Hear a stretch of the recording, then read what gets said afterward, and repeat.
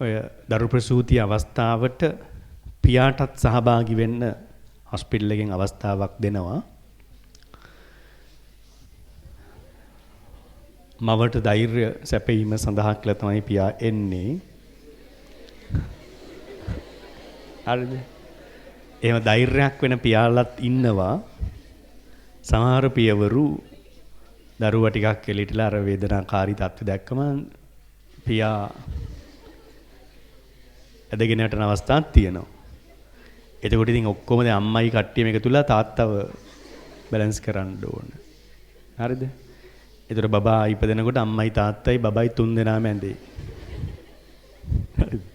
එහෙනම් අර Tamante ඒක දරා ගන්න පුළුවන් වගේ නම් තමයි එතන ගිහිල්ලා සහයෝගයක් වෙනවා ගිහිල්ලා මාත් පොඩ්ඩක් ගන්න. එහෙම සහයෝගයක් දෙන්නේ නැහැ. හරි? ඔය එතන අර අම්මගේ මානසික තත්ත්වයට දැන් සමහර අම්මලා කියනවා තාත්තව එපා කියලා ගෙලින්ම. එහෙම තියෙනවා හරිද? ඒ තියෙන මානසික තත්ත්ව.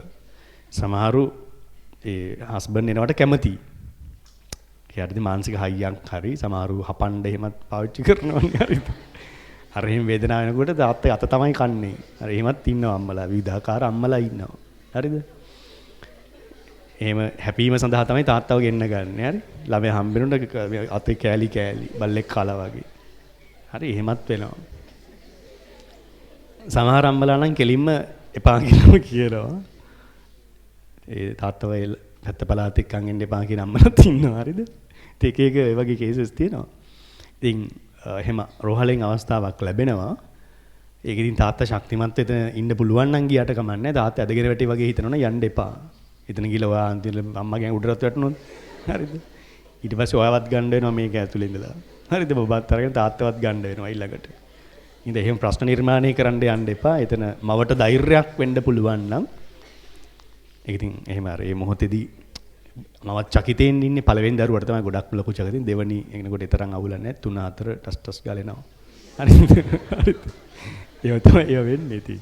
ප්‍රැක්ටිස් එක ඊට පස්සේ හරි? පළවෙනි ප්‍රසූතිය තමයි ටිකක් අමාරු වෙන්නේ. ඊට පස්සේ ඒවා තරම්ම අමාරු වෙන්නේ නැහැ. ඉතින් ඒකට මාර්ගෙම ලොකු වෙලා එමුනේ තියෙන්නේ. හරි. ඉතින් ඔහොම තමයි දරුවෙක් හම්බ වෙන්නේ. දරුවා හම්බුනා නම් දැන් කිරි දෙන්න ලෑස්ති වෙන්න. යා. ශීරණය. ලැක්ටේෂන් කියලා ලියන්න.